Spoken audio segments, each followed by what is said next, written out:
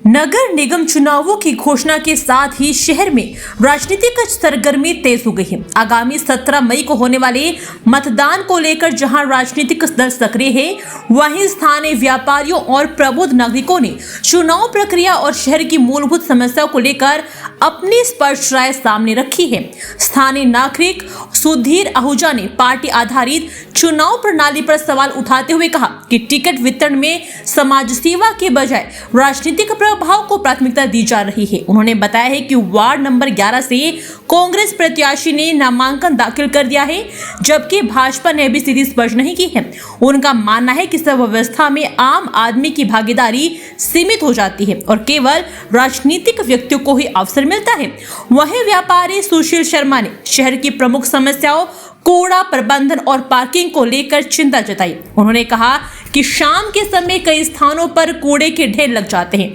जिन्हें आवारा पशु सड़कों पर फैला देते हैं, जिससे गंदगी और असुविधा बढ़ती है। विशेषकर वार्ड नंबर 7 के अमृतसर क्लॉथ हाउस और लक्कड़ बाजार क्षेत्र में स्थिति गंभीर बनी रहती है। पार्किंग की कमी को भी बड़ी समस्या बताते हुए उन्होंने कहा कि इसके चलते ट्रैफिक जाम आम बात हो गई है। उन्होंने नए नगर निगम से पार्किंग व्यवस्था को प्राथमिकता देने की मांग की, साथ ही पार्षदों की जवाबदेही सुनिश्चित करने के लिए प्रशिक्षण और पात्रता तय करने की जरूरत को पर बल दिया। स्थानीय लोगों का कहना है कि नगर निगम को राजनीति से ऊपर उठकर विकास और जनहित के मुद्दों पर कार्य करना चाहिए। जैसे कि अभी नगर निगम के चुनावों की घोषणा हुई है, 17 मई की डेट फिक्स हुई है और शहर में पूरी तरह से हलचल शुरू हो गई है। पार्टियों के कुछ एक छुट भैये जो हैं वो उसमें बड़े एक्टिव नज़र आ रहे हैं और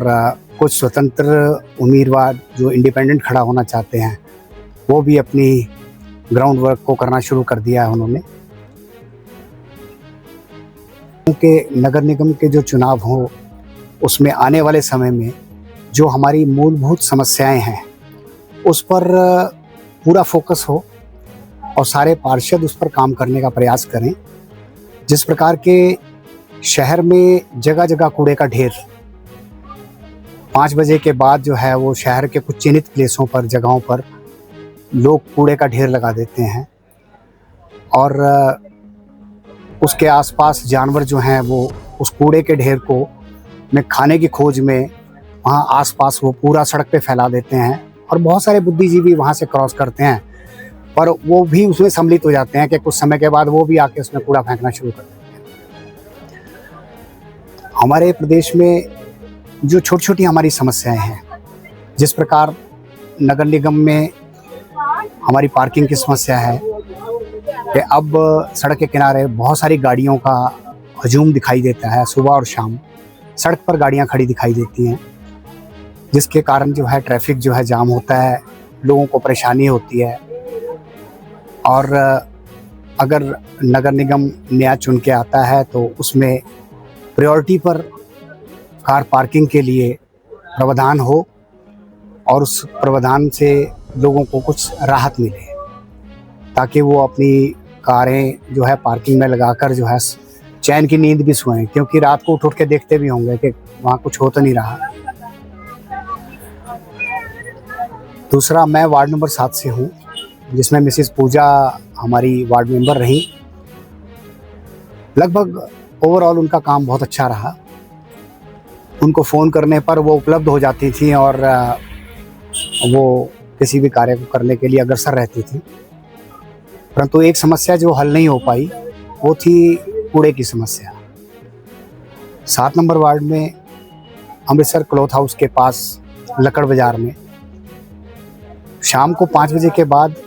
कूड़े का इतना ढेर इकट्ठा हो जाता है। वहाँ पर कुछ एक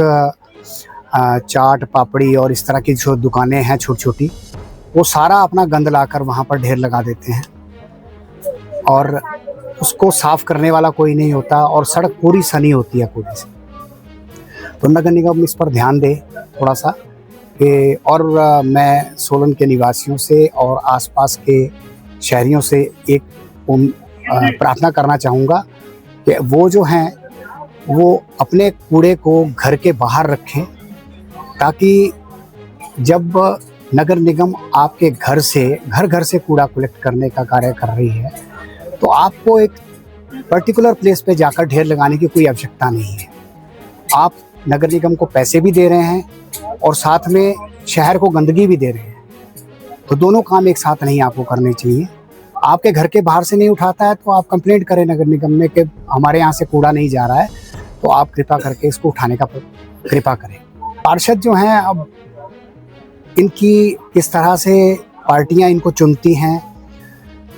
ताकि वो आगे जाकर वो काम कर सकें, राजनीति का अखाड़ा ना बने। मैं तो ये चाहता हूँ कि जिस तरह से आज टीचर्स को कहा जाता है तुम टेट क्लियर करो,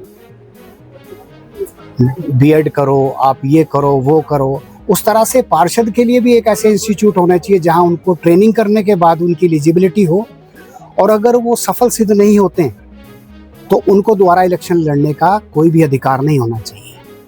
पहले भाजपा से जीते हुए हैं, जिनकी वाइफ, उनके क्या कहते हैं हस्बैंड ने क्या कहते हैं वहाँ पे क्या कहते हैं आज नॉमिनेशन फाइल किया है, और उन्होंने निर्दलीय के रूप में किया अभी, या वैसे कर दिया उन्होंने, और बाद में कल को क्या कहते हैं उनको टिकट मिल जाएगा तो वो भाजपा में चले जाएंगे। अब बात तो ये है कि आप एक तरफ से भाजपा और कांग्रेस के नाम पे टिकट दे रहे हो, तो आप डिजर्विंग और सोशल कहाँ देख रहे हो? अगर आप मान लो कि जब आप इस बेस पे टिकट कर देंगे तो पॉलिटिकल आदमी आएगा, आम आदमी तो जो अगर समाज सेवी है कोई और है वो इलेक्शन लड़ना चाहता है तो वो सोच भी नहीं सकता जब ये पार्टी बेस्ड हो गया, क्योंकि इसमें आपको ये है कि आगे जाके इसमें से मेयर और डिप्टी मेयर आपने चुननी है, तो लोगों की महत्वाकांक्षाएं बढ़ जाती हैं, और जब पार्टी इन्वॉल्व हो गई तो क्या कहते हैं पार्टी के लोग ही लड़ पाएंगे, तो ये आम आदमी का इलेक्शन नहीं रह गया, अब ये टोटली जो है पॉलिटिकली हो गया।